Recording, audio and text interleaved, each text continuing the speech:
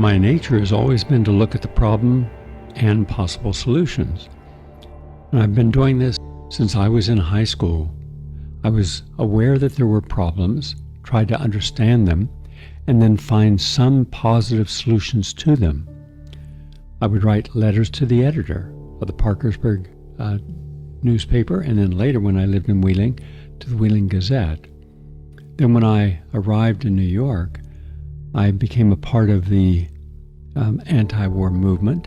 I was already helping to explain the dangers of DDT. Let's take a look at something we've all been exposed to. I'm sure that as a kid, many of you, when the truck came down the street spraying this fog-like material, you all went out and stood by the sidewalk because your moms wanted you to get protected against malaria. And it was sprayed in swimming pools. It was everywhere. And we thought it was normal and it was protecting us. It was not. Based upon the work of the great marine biologist Rachel Carson in her important book, Silent Spring. There weren't a lot of us, however. Sometimes on my radio show, which I had in 1967, I would explain DDT and other pesticides and why they were important, that we try to ban them and find ones that were not toxic. And there might be 10 people show up at a demonstration, not many. I decided that the best way of handling this was to go around the country, city to city, and work with small environmental groups, because environmental groups were just starting at that time. It was the beginning of the environmental movement. And we had the benefit of having Ralph Nader, who was also fighting for cleaner air, cleaner water. In fact, no person that I'm aware of who was not a politician, wasn't elected in the office, had caused more legislation to be created that protected the American public against the exploitation of different industries and the government itself. I was writing in Caveat Emptor, Consumer Beware, which was the most popular, let's say, muckraker or expose publication at that time, and Ralph Nader and I would both be writing in it. So we had a chance at that point to look back on some of the mistakes that had been made, and including how the AMA and other medical organizations had supported smoking. It was very common. All of our parents smoked, so I was against that, and I was against the DDT, but then I started looking into other areas as well, and I was against then, clear back in the late 1960s, the adding of sugar and additives into cereals and how we were affecting our children's behavior. Then all the excess vaccines, and were they really safe and effective? So I must have had at least 200 different areas of concern. For example, in mammography from being a teenager on every year. But then we found out that having mammographies every year actually increased your risk of cancer, and it was shown by several scientists that you would end up causing more cancer and deaths from those cancers from the mammography itself than from breast cancer. So I did a lot of campaigning on that, and I used my radio show every day to talk about, at least one segment, to talk about things that we should be concerned with. Or Agent Orange. An epidemic of birth defects, brain damage, and rare cancers still affecting hundreds of thousands of Vietnamese today. Copper Coil 7. The irradiation of our food. Love Canal. Toxic dump sites around the United States. Depleted uranium that was used in the first Gulf War and then subsequently used in all those. I work with Dr. Rocky on that, who had been sent over by the Pentagon to determine, is depleted uranium dangerous? He came back and said, yes, it was. They did nothing about it. I was given a call by a top journalist. His name was Pat McGrady Jr., and he was the Moscow bureau chief for Newsweek. And he said, I have a source who will tell you things about our cancer establishment that will shock you. So I said, fine, who's your source? He's my father. He was the head of public relations at the American Cancer Society for 25 years. So he knew it all. So that led me to then looking at the fact did we have legitimate cancer therapies that were helping people by regular doctors, but they were different. They weren't just using chemotherapy, radiation, and surgery. They were using more original ways of helping the immune system. During the next 5 years, I would travel to Germany and interview Dr. Joseph Issels, to Mexico, Dr. Contreras, and Charlotte Gerson Strauss at the Gerson Clinic. I also visited San Francisco, where Dr. Livingston Wheeler had her therapy. In New York, Dr. Emmanuel Revisi, Dr. Stanislaw Brzezinski in Houston, Texas, Dr. Lawrence Burton in the Bahamas. But I wanted to do something I had not seen anyone do before. Looking at only terminal cancer patients that they were treating, they did not do the original diagnosis. These original diagnoses came from mainstream cancer centers like MD Anderson, Roswell Park, Cleveland Clinic, Mayo Clinic, and Sloan Kettering. And then I waited 5 years, and then I returned. And for every one of those patients who had been terminal 5 years before, and the only therapy they were receiving was the doctor, were they still alive and well? And the answer was, in a lot of them, yes. Over 500 people who should have been dead were alive and well, with no reoccurrence of their cancer. So then I wrote up these articles. Those articles were rejected. I went to Mother Jones, Ms. Magazine, all these publications, and I thought they would welcome this. And they said no. Nobody takes on the cancer establishment, because then you're taking on the President's National Cancer Advisory Board, and these are top people in the Fortune 500 companies, pharmaceutical companies. Nobody would win. They would. You would lose. We go broke. But then one person agreed to publish the article, the first article. Ed Downs, in the Upper East Side publication, Our Town. It won an award for Best Investigative Journalism, and it was read by just a relatively small number of people, maybe 20, 30,000 on the Upper East Side. But one of those people read it, happened to be close personal friends at General Media, one of the largest magazine publishers in America. He introduced me to the publisher. This was an interesting meeting because it was in a brownstone over on East 67th Street, and it was Judy Garland's former townhouse. And I went in. I didn't know any of these people, and there was a table with about 9 people around it. And this guy motioned me over and said, "Sit here." Had a very soft voice. And he went around the table and asked people, "You've all read this article. Do you believe we should publish it in our magazine?" Every single person said no. And one of them said, "If we publish it, you can expect to lose $7 million in advertisers." And he leans over to me and he says, "Do you really believe that we can save lives?" I said, "Sir, with your magazines getting out there, we can save a lot of lives." He said, "Okay, we're going to publish it." Well, the room went crazy. They were angry. And from that day, for the next 26 years, I published 58 cover stories. That article, and the first, ended up being what opened the door for the investigative journalists like Peter Barry Chowka and Gabe Pressman. I got a call from a person over 60 Minutes. They wanted to see all my research, and they ran a feature.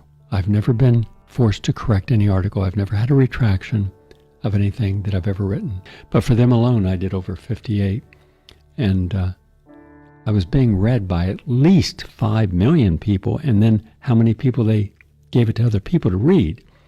This series was called Medical Genocide, and it was the first time that a national publication exposed the dark and dirty side of what was wrong in medicine, or what was wrong in any of the different areas of that I was reporting on. And so that was one path that I took. And by the way, I never again went into their office or corporate headquarters. Instead, the publisher asked me to come over to his home, and I would generally go over on like a Wednesday or Thursday evening. We'd have long talks, go for walks in the park. and talk about the stories. He really wanted to be involved in understanding all that was happening. These were new doors being opened. We exposed a lot of crime and malfeasance, and it made a lot of people aware. A separate track was that I had been told that AIDS was caused by a single virus, you needed no other risk factors, and that every human being in the world was equally susceptible. Somehow it was infectious, we were told. So it didn't make sense, so I spent time studying it. And then I worked with one of America's leading medical doctors who specialized in treating mainly young gay men who had a lot of sexually transmitted diseases. And he found that the most important one was syphilis. So I worked with him on my own protocols and was able to help over 800 over a 10-year period from 1974 to 84. And then when AIDS was officially designated to be from an HIV virus by Robert Gallo and Margaret Heckler, and then everyone got in line. There was no challenge. Whatever Robert Gallo and Anthony Fauci said, that's what you believed. I started to see how dangerous it was. I had gay friends who ended up with AIDS, and I saw them waste away. I saw them taking AZT and other antiretrovirals and dying from the side effects of the drugs. It was all wrong. So that's where I began. And I would do over 40 articles. I did 5 award-winning documentaries.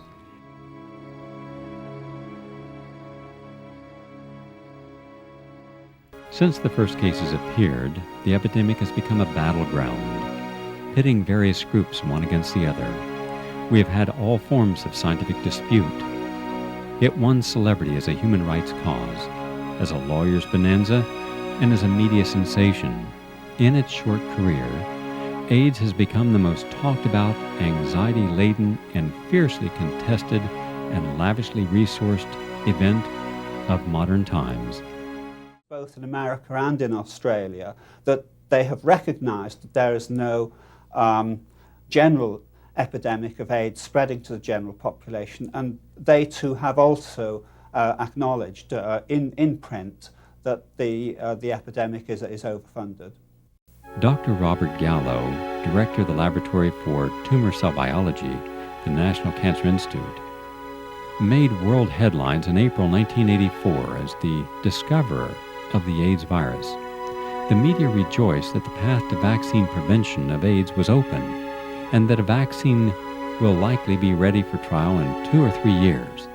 His contribution did not end there. Dr. Gallo devised a test for the presence of the virus and mastered the art of growing the virus in the large quantities needed for research. That are AIDS researchers now are getting neurotic if you ask them any questions. There was a time when I first started asking questions, all I wanted was, where are the papers? Just tell me the papers that you read that convinced you that HIV was the cause of AIDS, because I need to reference those papers in some of the, I was working on a test for HIV with PCR, and I needed to write a little report to the NIH and say, here's the progress we've made. And the first line of it was, HIV is the probable cause of AIDS. And I thought that was true. This is before I got involved. And I said, what's the reference for that quote?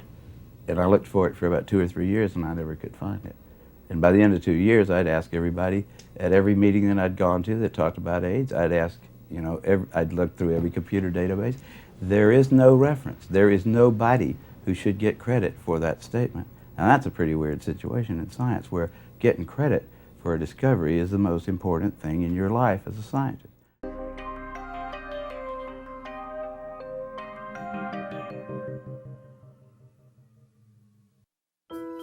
Dr. Stephen Chiesa started his private practice in Manhattan in 1982, primarily treating gay men. Chiesa quickly noticed an increase in the number of cases of gonorrhea and herpes, while seeing a relatively small level of cases of syphilis by comparison. He found the low incidence of syphilis among his patients very odd, considering their lifestyle.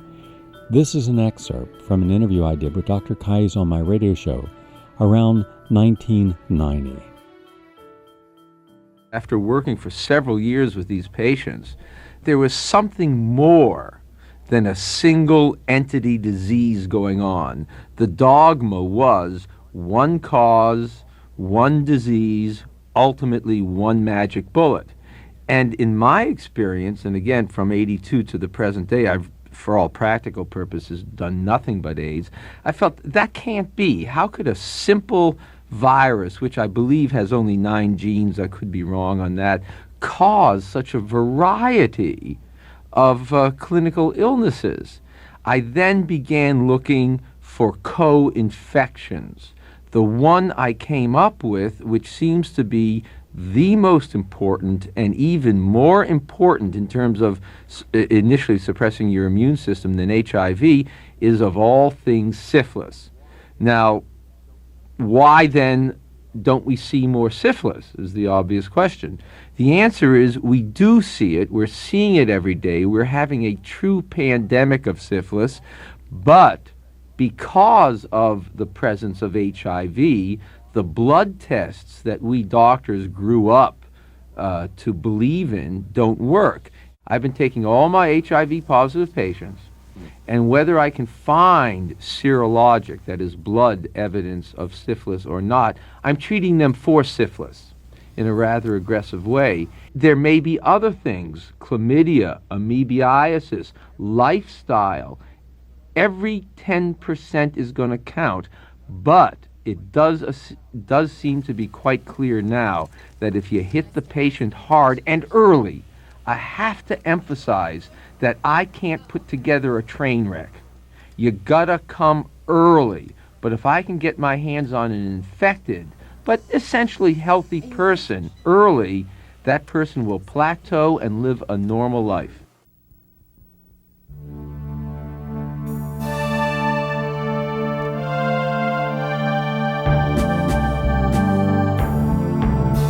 I have looked at many dozens of studies used to claim benefits for AZT, and there's not a single one of them that I would regard as being scientifically credible. I feel my T cells are up now. The doubling you're referring to came from use of bitter melon, came from juicing, vegetable juice. If you really want to pinpoint a culprit, it is the power-hungry Food and Drug Administration.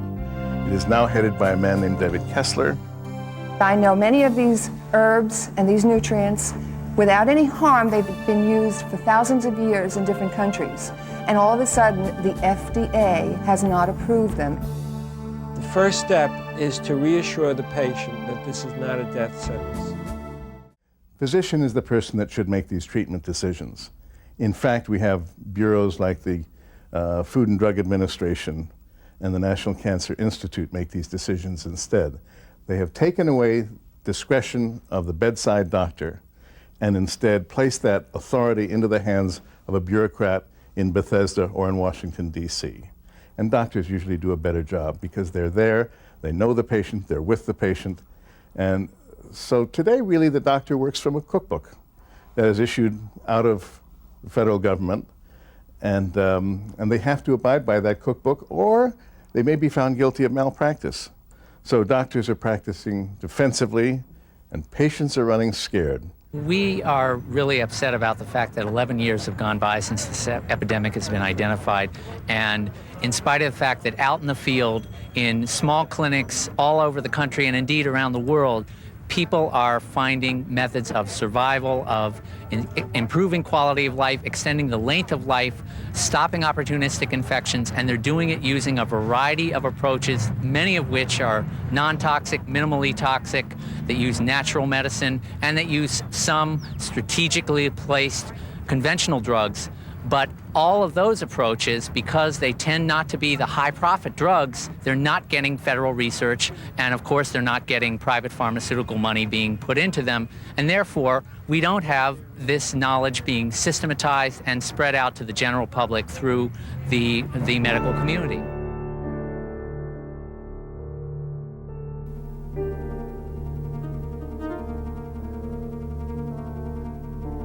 I've worked with people who have 700 T cells and their health isn't compromised at all, and they're miserable, and all they can think about, what'll happen if I become demented? What'll happen if I lose my health insurance? What'll happen if I lose my job? How will I tell my mother? How will I do this?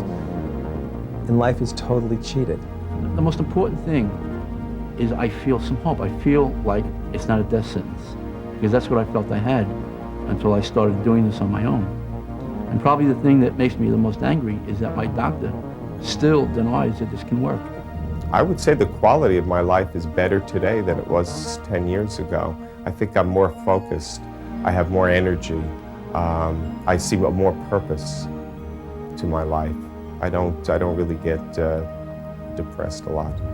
There is one thing that I want the whole world to realize, that HIV is not, and AIDS, a death sentence. I am living proof of that. And there are many, many, many friends of mine and a whole subculture of us that are just fine with no T cells. So it is not a death sentence. It is one door closing and a window opening. Life is an extraordinary gift. This is a part of a journey for me. And I feel like I'm walking on water. We all are. My doctor said to me, whatever you're doing, he said, keep doing it. So that was a shock to me, because I thought he was in charge. Well, I'm in charge. And so wish me luck. Those opportunistic infections, in some cases, seroconvert.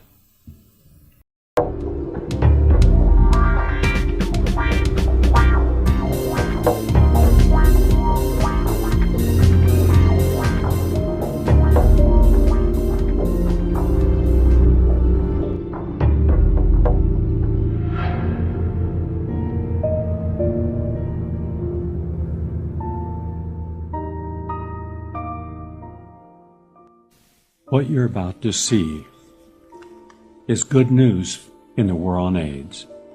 Today, when we look back over 35 years of this war on AIDS, we see that many of the things they stated were not true. Once you're diagnosed with a proper gold standard test, then you're going to die of AIDS. It's just how long can we keep you alive with antiretrovirals? None of the people I know deny AIDS.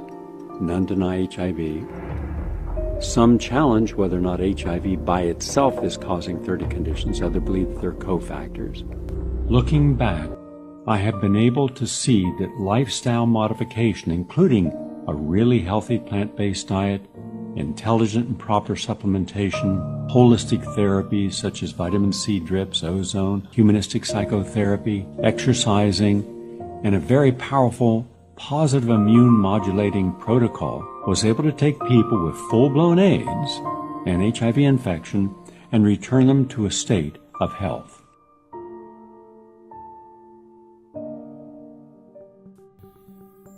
During the early stages of the war on AIDS, we were led to believe that an HIV virus was the single and only cause of AIDS, and that once you were tested with an antibody test and you tested positive, it would be a relatively short period of time between infection and death. Several years later, they developed a drug called AZT, and that was the drug of choice. In fact, if you went to meetings of support meetings for AIDS, there were signs that says, put time on your side, take AZT. During this period of time, I was studying everything I could on the subject of AIDS, and I believed and supported the HIV equals AIDS equals death hypothesis. But when I looked closer, and when I started to speak with physicians and scientists in the field, something just didn't add up. If a person was immunocompromised, so severe was the compromise to the person's immune system, wouldn't it make sense then to build up the immune system? I suggested exactly that. I'm not opposed, nor are any of these panelists opposed, to using any drug that works. And we believe in a freedom of choice. That's what democracy should mean. Therefore, if AZT is what you should use, and that's what you and your physician suggest, fine. We have no problem with that.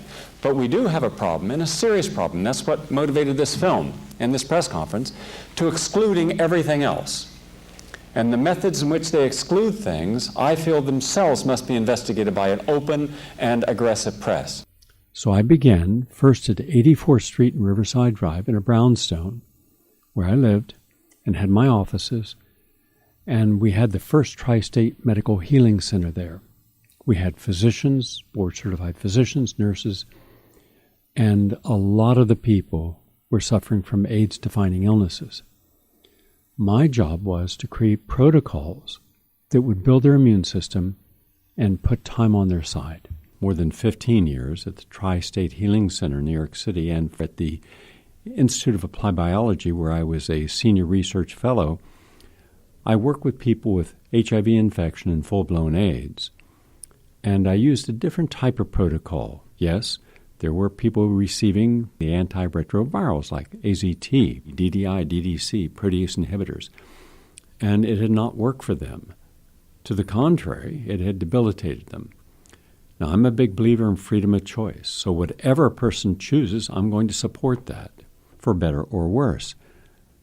I wanted to do something different. I wanted to build up their immune system, but first I wanted to cleanse them as many of the toxins they had.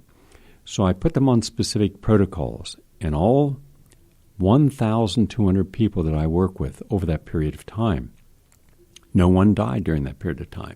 In fact, there was measurable improvements in most of those people. They were getting intravenous vitamin C and ozone and homeopathic remedies and zeolites and a vegan plant-based diet and lots of juices each day, lots of supplements each day, and psychological counseling. After 2 years, we had dozens and dozens of individuals who, for all intents and purposes, should have been dead. They were not taking AZT, though many at first did, but more often than not, we would hear how sick they became by taking it. But we were doing all humanly possible to eliminate viruses and bacteria, not just HIV, but cytomegalovirus, human herpes 6, Epstein-Barr virus, and bacteria. And to heal their body, there was a massive protocol for this, and it worked. So what have we learned?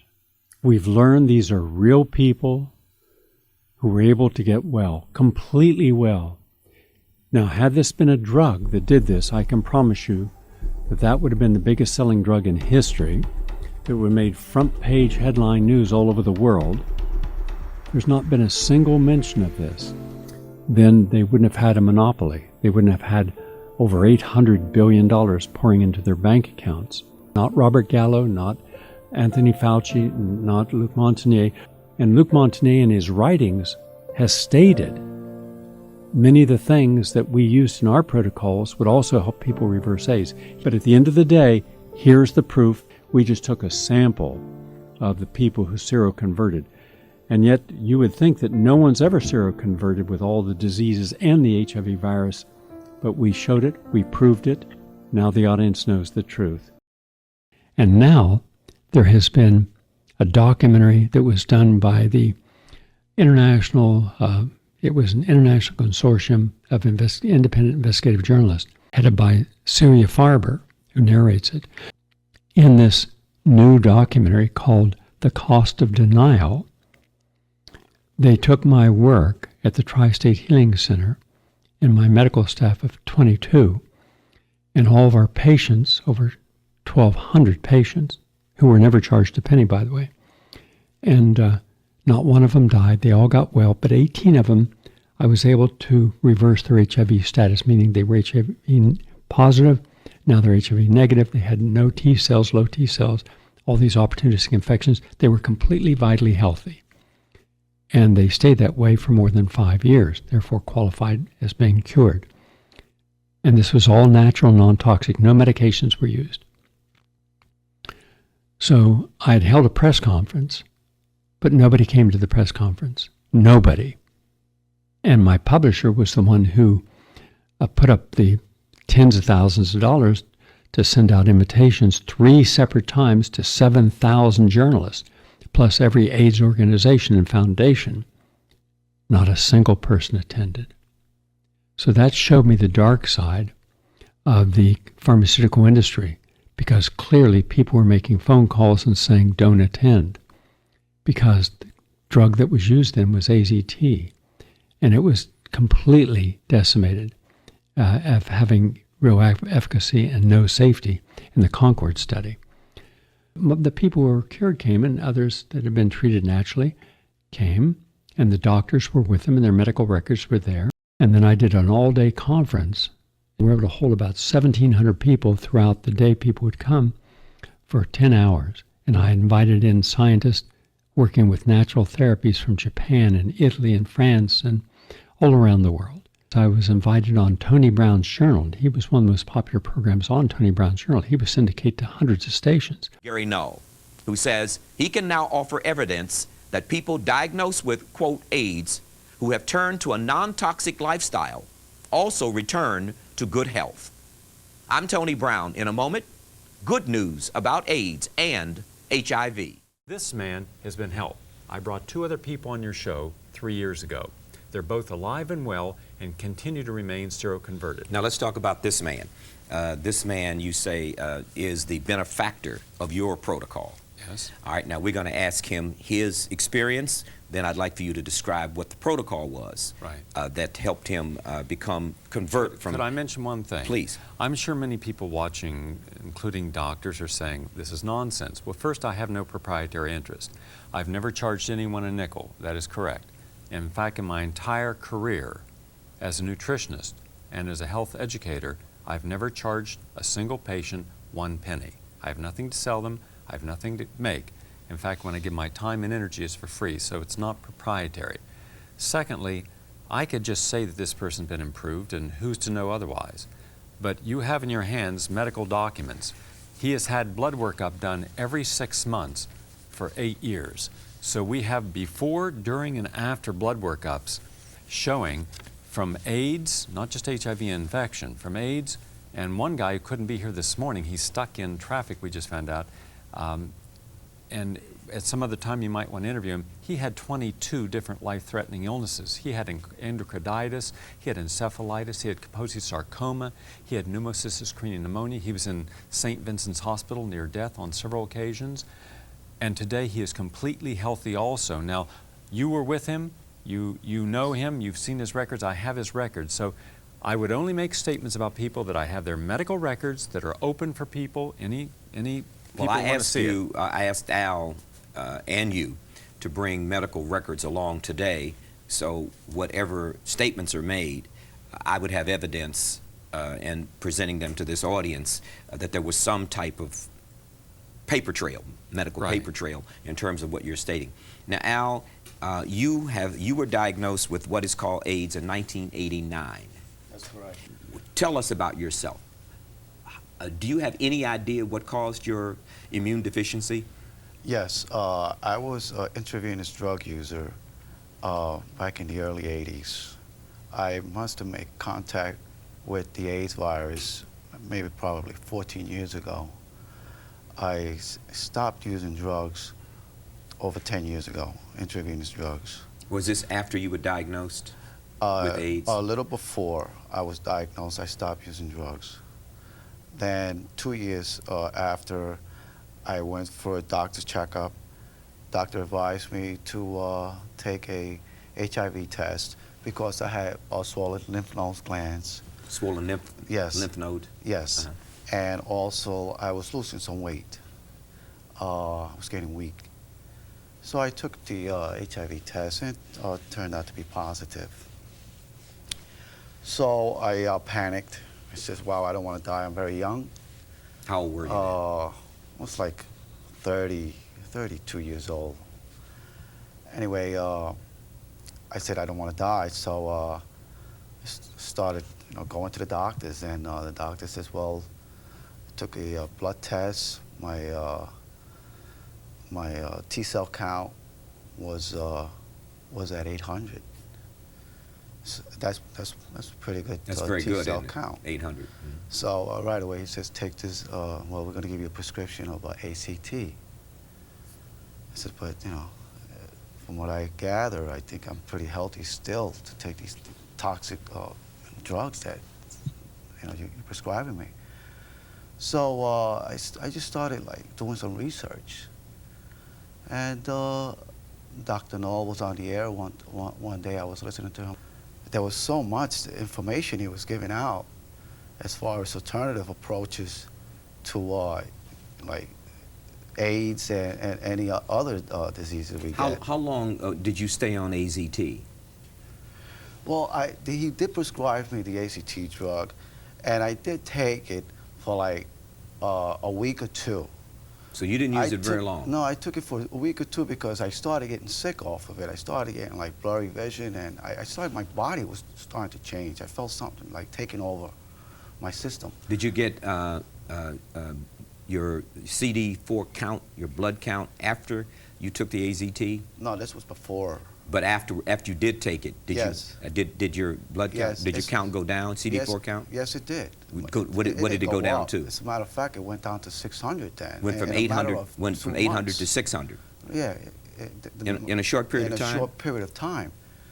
So I just didn't feel good. It just didn't. My body just. I was being drawn. So anyway, I put the drug and just put it in the garbage can. I just didn't want to take that. Now, after you got with Dr. Null, and you then got involved in his program using his protocol? Yes. Now, what happened to you health-wise after you got involved in his program? Well, right after I started doing his protocol, my lymph nodes went down. Now they're completely normal. They're down. I don't feel anything. I had them like for years. How long have they been down? 4 years. 4 years? 4 years, yeah. And how long did it take after you started the program with Dr. Null before they went down? It took me about a good 6 to 8 months. Mm-hmm. I started like detoxifying my system, and I just improved my health. I gained weight, for one, and I feel great right now. Now, these are medical records you brought with you today. That's right. You have 12 copies of my medical records there. What do these medical records Well, one prove? is a PCR test. PCR test indicates the viral load level, HIV viral load level. It's negative. What does that mean? That means that there is no HIV virus in my system. It's out. They can't detect it in a blood test. There are many tests that he's taken. It's not just one test. I ask individuals to test when they're at this level almost every 2 to 3 months for at least a year. And the reason I do this is because other physicians and public health officials should know that there's good science in the alternative perspective. And it may not be a therapy that they're familiar with because they're just not trained in it. But if the results are positive and you can document them and you have good medical blood workups, I mean, the blood workups are done at all the standard labs, and the physicians are all board certified physicians who are actually overseeing and administering the actual therapy, then either they say yes or no. But I went one step further. 2 years ago, I decided to get all the patients I could find in the country, not just ones I've helped, but any doctor's help. So I called over 600 physicians and I asked them, do you have any patients that you've treated using alternative non-toxic therapies for AIDS? And many did. And I had a press conference in New York City. We had the scientists, the physicians, and the patients with their medical records, all of which had been pre-reviewed to make sure they met the criteria of having had AIDS, not just HIV infection, but AIDS, and had made major progress, not necessarily to the degree of this man, and others where they've actually seroconverted, meaning you cannot find, not only can you not find any HIV in his body now, you can't find antibodies. Here's what was interesting. Bill McCurry, multi-Emmy award-winning news director over Channel 5. Did your wife decide to do the same thing? Did you tell her you were positive and then she went and took the same test? Yeah, I found out first, and when I found out I was positive, I told my wife to get tested. My husband went from having like no T cells to a very positive test. This is a test from Roche Biomedical Laboratories, which is a division of Hoffman Roche. This is an official blood chemistry test. Their physician, using a holistic protocol, and this is a regular Orthodox doctor, in a year, this person went from HIV positive active virus to P24 antigen test negative. We had all this information available, and that the news media refused to publish this, where this therapy could have saved countless lives. I certainly do believe that the media has a responsibility also. And that responsibility is to report fairly on all of the latest breakthroughs in whatever it may be it health, be it technologies, that the media has that responsibility. Every journalist who tackled it in every medium found themselves targeted, eliminated, if not driven from the profession permanently. Some only got very stern warnings. Many, when they got that first warning, that first tap on the shoulder, simply never touched it again. It was considered absolutely radioactive. It was cancer to your career, and they were very clear about this. Mainstream scientific community, they were not agreeable with these natural approaches that we showed them. And there we were with all of these lab results that showed that these people reversed AIDS. And here's the catch. No one in the medical profession was interested in seeing these results. They continue to pour billions of dollars into toxic orthodoxy approaches, and they're preventing other people from healing because of their own greed. I think this is a crime against humanity. They got on the protocols, they followed the protocols with all natural approaches, not one chemical, not one drug. And I watched all of them completely reverse.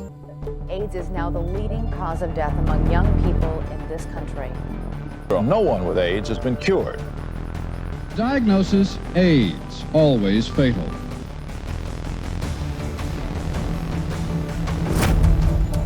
I saw no less than 8 people completely reverse AIDS.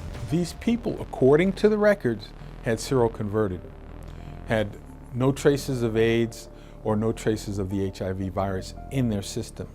We had lot of patients. We had good results, very good results. In fact, there were some patients that they were absolutely convert from positive to negative. All the care that was given for free, pro bono. They did ozone, they did vitamin C drips.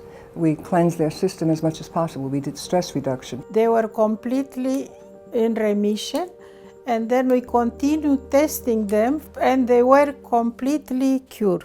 They were all very sick with AIDS-related symptoms. Their health improved week after week until we finally seroconverted them.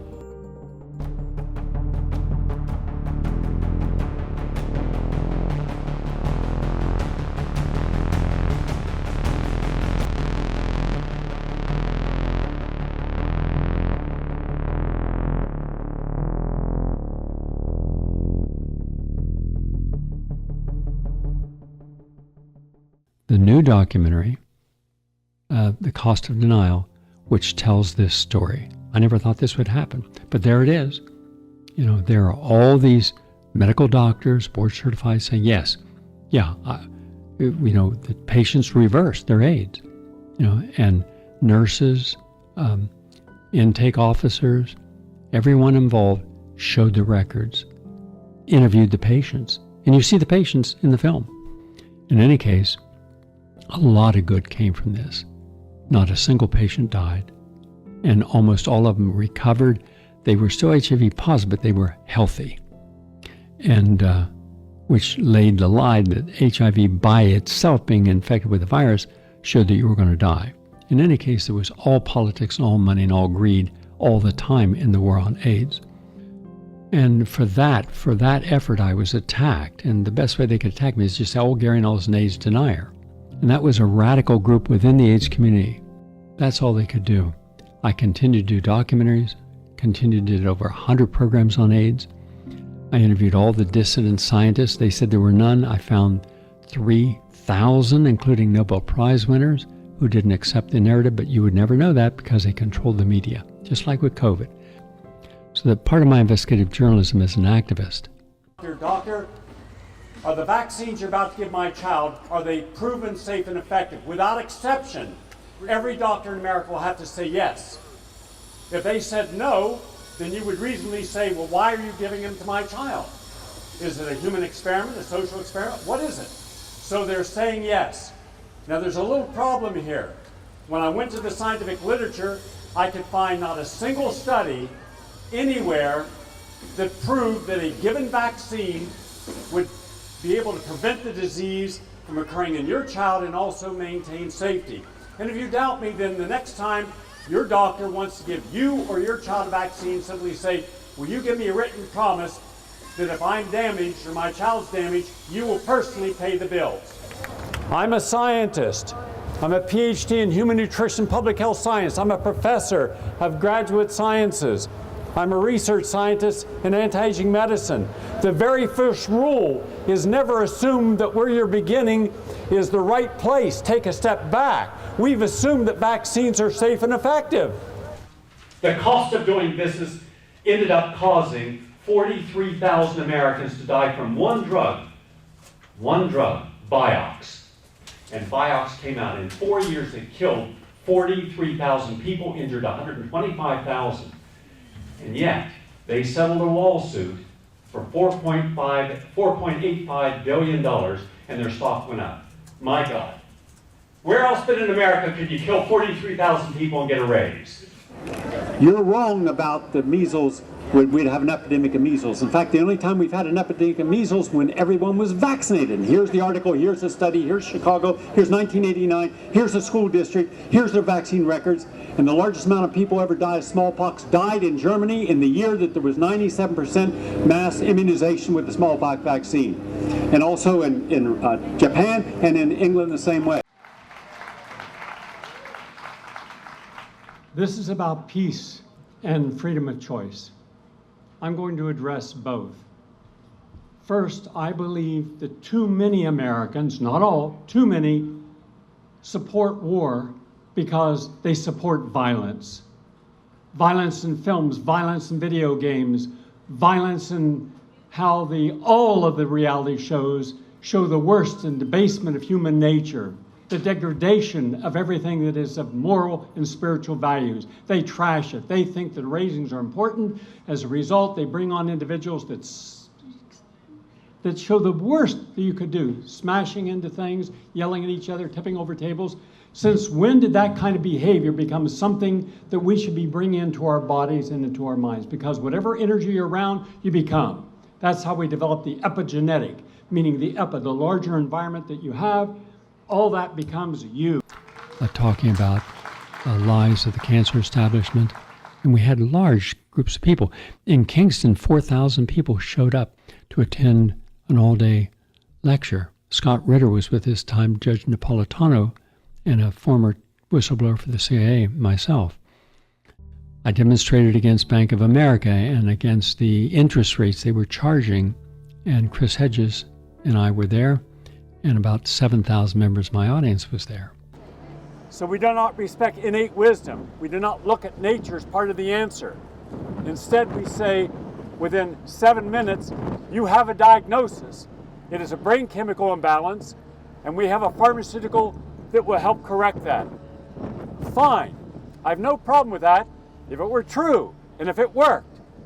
But it's not true, because when confronting psychiatrists, and we simply ask them, can you show us the peer-reviewed literature, some double-blind, placebo-controlled study that a brain chemical imbalance exists that proves that ADHD or bipolar or any depression or anxiety is impacted by this, and what is the proof that your drug will help? They have no evidence. To the contrary, they will say, honestly, frequently, well, it's all subjective. Again, I have no problem with saying that all psychiatric diagnoses are subjective. Then do what is least harmful, because that means if your diagnosis is subjective, your treatments are also subjective. So why would you give a drug that is known to cause suicidal ideation in a person where you could give a sugar tablet and get the same results as far as the depressive symptoms? I would rather take a sugar pill than something that would cause me to blow up my brains. So those are the most current contributions. I've also led demonstrations against GMOs. One of the efforts, we had nearly 6,000 members of my radio audience meet in Prospect Park in Brooklyn, and over a 10-day period with others from around the United States, marched to Lafayette Park, which is right across the street from the White House. to protest GMOs, genetically modified foods. I'm standing between the White House and Lafayette Park, where thousands of individuals have come from around the United States to offer a voice of challenge to the FDA. They're concerned about their rights in the future to take supplements that they deem important, or their physician deems important for their well-being. The Obama administration promised when they came into office that it wouldn't be business as usual, and yet it's business as usual. Individuals are also here to protest the FDA's support of genetic engineering, but has said nothing in support of organic and sustainable agriculture. The public is being informed at the very time that the Facebook and Google and YouTube are censoring the information if you challenge any of the orthodox and mainstream thoughts about our food. So if you're against GMOs and you're for organic, they think somehow you're a threat to society. So we have even greater tasks ahead of us. This only works today if you start pulling off the grid of everything that empowers the 1%. So you no longer are putting money in the people who find you in contempt. All right? So today, no more credit cards from their banks. No more food from their stores. No more clothes from their stores where they're using labor, paying them 15 cents an hour in Bangladesh. From now on, make your choices from a spiritual, enlightened perspective. Thank you all.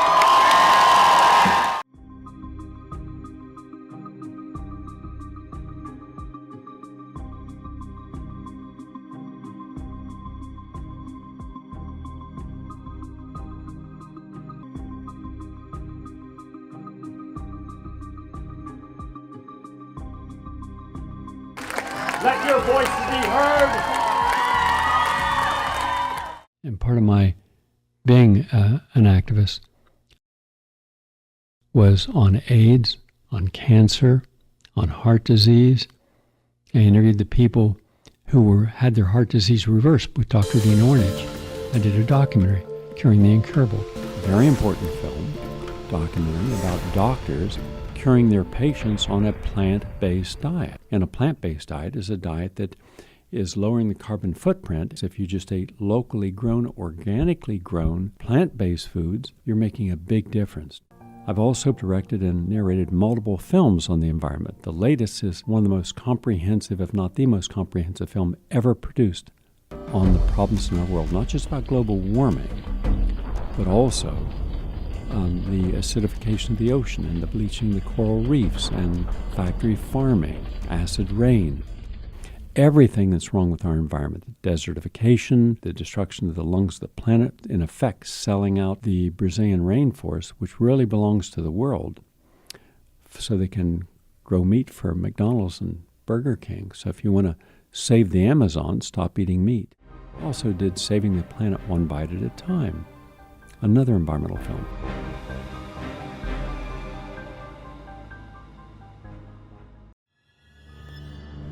Animals must be off the menu because tonight they are screaming in terror in the slaughterhouses, in crates and in cages. Vile, ignoble gulags of despair. Their eyes stabbed out and their tendons slashed, and the dying mother wail as a harpoon explodes in her brain as she calls out to her calf. We suffer as equals, and in their capacity to suffer, a dog is a pig, is a bear, is a boy. Meat kills animals, kills us, and is killing our economies. I also did another film that was very popular on PBS stations that aired it, called Plant Codes.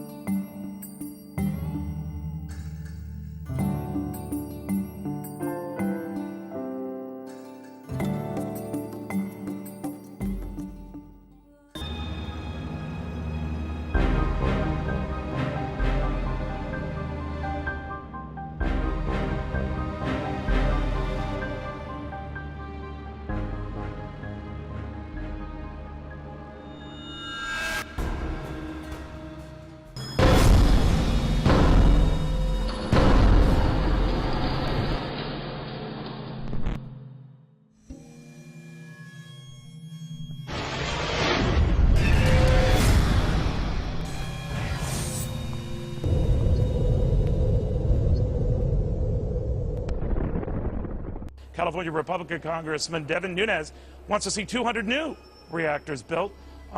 Congressman, that's going to be a tough sell these days. How do you think it's going to go?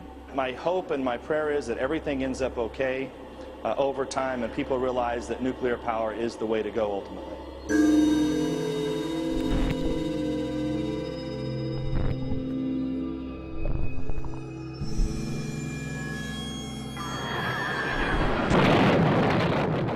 Seeds of Death. And one public PBS station, Rocky Mountain Television, played that film over 80 times at night over a period of a couple years. Monsanto is the company that told us that PCBs were safe. They told us that Agent Orange was safe. They told us that DDT was safe, and now they're in charge of telling us if their own genetically modified foods are safe. Every single independent study conducted on the impact of genetically modified food shows that it damages organs, it causes infertility, it causes immune system failure, it causes holes in the GI tract, it causes multiple organ system failure. We are heading downhill at a rapid rate of speed toward our own extinction. We have the FDA, the IRS, the EPA, FEMA, and many others functioning autonomously and unchecked with the full force of the federal government. It's a government of, by, and for the bureaucrat. It really is a government that's out of control and that threatens our liberties every day. There's a concern right now that the FDA has been influenced by Big Pharma in such a way that they're going to remove from the marketplace all of the new dietary ingredients that were introduced after October 15, 1994. The FDA uses its power to censor and disallow truthful claims about the value of nutritional supplements. The dietary supplement industry is under siege by the FDA. Drug lobbyists do not want the American public to have access to low-cost, totally safe nutritional supplements that compete with pharmaceuticals.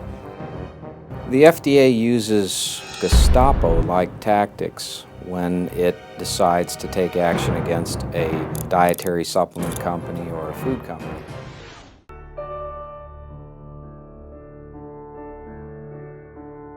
Our culture, our society have been taken over by what I call the psychopharmaceutical complex. It starts with the multi-billion-dollar industries that make psychiatric drugs. Some people are kept on antidepressants indefinitely.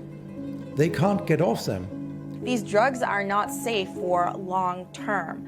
I was given more than 40 psychiatric drugs, antipsychotics, sleep medications, anti-anxiety medications, antidepressants, and I got nothing but worse and worse. They check themselves in to a psychiatric clinic and they find themselves strapped down and getting ECT treatments. Apparently, your human rights vanish. Nobody tells you your rights when you're carted off and put in a hospital.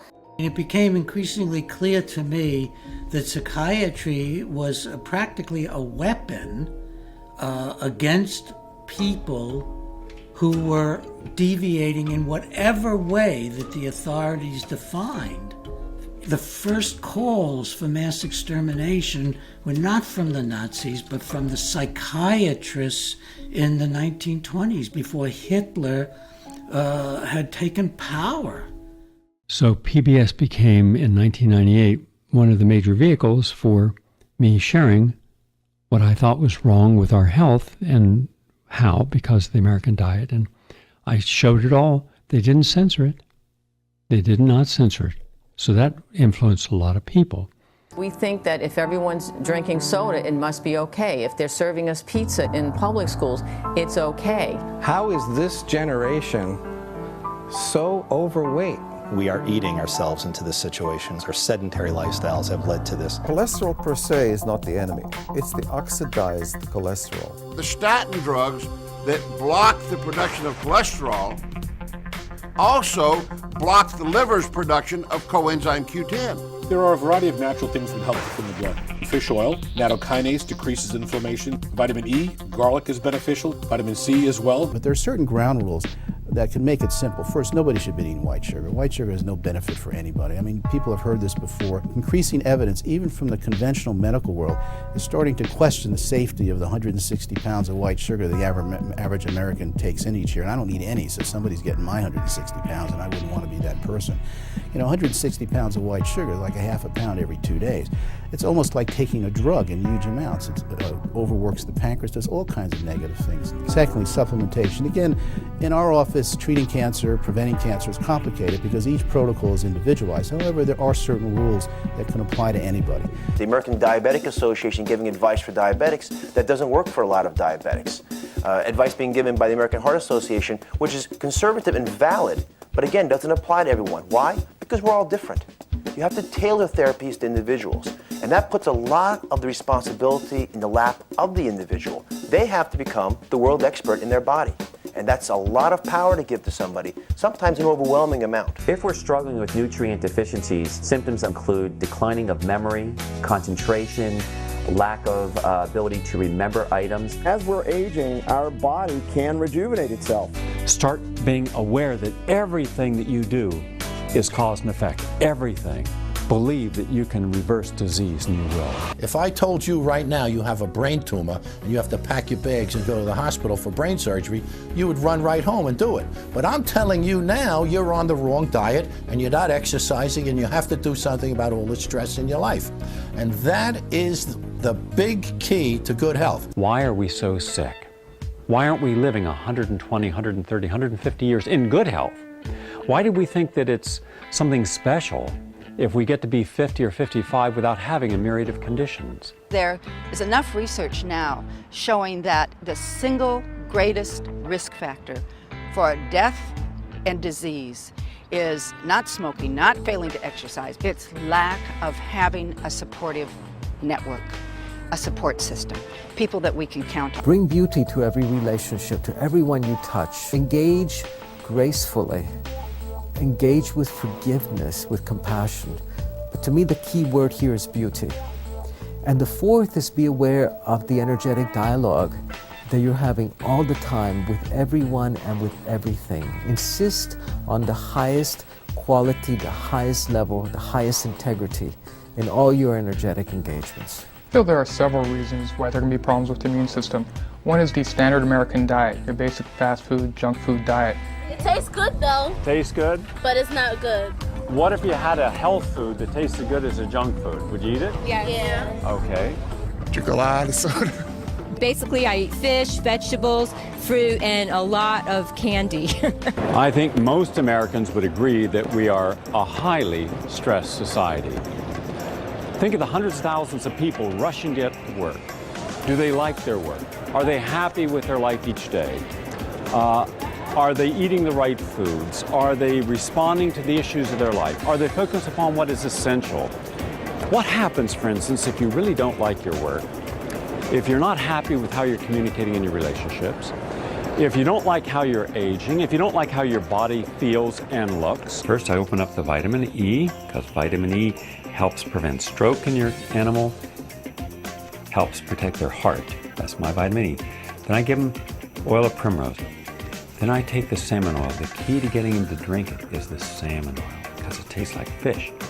Now, you talk about a no-hassle way of making sure your pet gets the vitamins it needs to protect its heart, to protect from cancer. Look at this. Yes. So good. Going to live a long life, aren't you, huh? In the last 100 years, if you correct for birth deaths, let's say when children died very early in birth, we have only extended the average lifespan in 100 years, 3 years and 7 months. With all of our technology, with all of our knowledge, how is it we're only living 3.7 years longer on average? Well, we're going to explore that. You're not going to eat this if you don't buy it. And if you don't know what it is and what it does, you won't buy it. So I'm going to help you.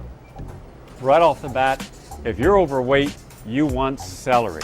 Celery juice is your most important juice because it's a natural diuretic. It will flow out all those toxins that are stored in your fat. Remember, you don't want to be losing fat that has a lot of pesticides, a lot of chemicals that you've accumulated over the years and over-toxify your liver and your kidneys. This is the great detoxifier. I know the healthy things to eat, but I always seem to throw in those things that are not good for me, and I know that's where the weight is coming from. I know what foods are healthy, but I guess I haven't wanted to have the discipline or the self-control to eat the right foods. Time for women to stop what they're doing for a moment, take a pause in their life, take a deep breath and say, from this moment forward in this new millennium, I'm going to honor me. From a woman's perspective, a woman is now aware that she is a dynamic, wonderful, integrated being, and everything is in balance. Being truly whole means being imbalanced in your life, having the best relationship possible, and developing strong self-esteem by discovering your sacred self. Now, if you had no skin, and you could look into a transparent body, and you could see all these trillions of biochemical processes every second, and they were destructive, you could see the cells dying because of cortisol hitting. You could see your brain chemistry changing because of cortisol. Stop feeling that you have to be validated in order to be real. Doesn't matter if someone validates you. It only matters that you feel valid. A person gets up and says, "Hi, I'm Jim, I'm an alcoholic." Jim is a father, he's a son, he's a brother, he's a friend. There are so many things that this Jim is. And yet he reduces his identity to one thing. I'm an alcoholic. And they carry that identity. We have the knowledge, we have the science, we have the wherewithal to stop disease. That I will promise you today. You do not have to be sick. And if your doctor or anyone else tells you that, well, your heart disease is inevitable, high cholesterol is inevitable, they are wrong. There's been so much research and so much scientific research that supports what practitioners have known for centuries about what meditation can do. And they're imaging our brains now. There was a recent study done up at Massachusetts General Hospital about how just 8 weeks of mindfulness meditation practice can change the structure of your brain. Meat kills animals, kills us, and is killing our economies. They could shut down every school, Army, Navy, Air Force, Homeland Security, Marines, CIA, and FBI, and they still will not have the money to pay their doctor bills. Underground aquifers that took millions of years to fill are now running dry. It takes 50,000 liters of precious drinking water to make 1 kilo of beef. 10,000 entire species are wiped out every year because of the actions of one. We are killing species before we have even met them. The green covering of plant life across the earth is the matrix from which all creatures, including human life, is supported. Plants sustain us with breath and sustenance. Tubers, fruits, different berries, the herbs. A plant-based diet was a primary way of helping to prevent disease or help treat disease if you were sick. How did America go from a nation that made it through the Great Depression to a nation that's now moving into the greatest depression in worse shape than it's ever been before? It's a class war of corporations to shift the burden onto people, and of the richest citizens to shift it on to everybody else. We have undergone a coup d'etat in slow motion, and they've won, and we've lost. We live in a corporate state.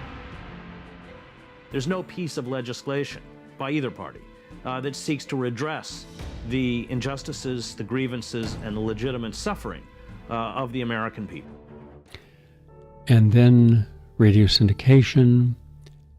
Between all those, you're going to reach some people. Now, I have published over 100 original investigative reporting articles with good science in Global Research. And Global Research is one of the finest, most respected publications that's read by very scholarly people. And so I have all my important, for example, I did over 15 articles on 5G and then the dangers of it. Then I did all the articles on COVID. I have over 72 articles challenging Wikipedia. And I did articles on vaccine safety. And even people who thought they knew that vaccines were safe, once I sent them the articles and they see these are all peer-reviewed references, they realize they didn't ask the right questions and they didn't look in the right place. They weren't looking in the journals of toxicology. And so now they see how much bias, how much fraud is in the peer review system. And the truth about these vaccines they're mandating, including COVID vaccines. I did a lot on COVID. So I've done lots of articles, hundreds and hundreds and hundreds of articles, original. And as a result, some people, at least those who choose to use the information objectively, are better informed. And by being properly informed, then they have a freedom of choice whether they want to eat a food, use a cell phone up to your ear, take a vaccine, take a particular medication, or not. I have no idea how many people I've affected or impacted in some way, but I keep doing it. And I've done, my goodness, millions and millions of people have searched out Prescription for Disaster about the medical community, the cost of denial, a manufacturing madness, one of my newest ones, Science for Hire, brand new. And those are the most winning documentaries in the world for the last 5 years from the independent international film festival and some of the most important festivals in the world. And I think we're up to about 1,200 official acceptances, finalists, or wins. The majority are in wins, best documentary, etc. So we are making some impact. How much? I can't tell you. I don't know. I do know that wherever there's a crisis, wherever there's a problem, whether it's acid rain, globalization, the problems we're facing with an unelected group of people at Davos, the World Economic Forum, and their accolades from controlling our lives. You'll hear about it on the show. You'll read it in an article, and you'll watch it in a documentary. So I continue to do what I've done since I was 15 years old. Try to help people who think they know the truth see whether or not it is the universal and real truth. Okay, that's it.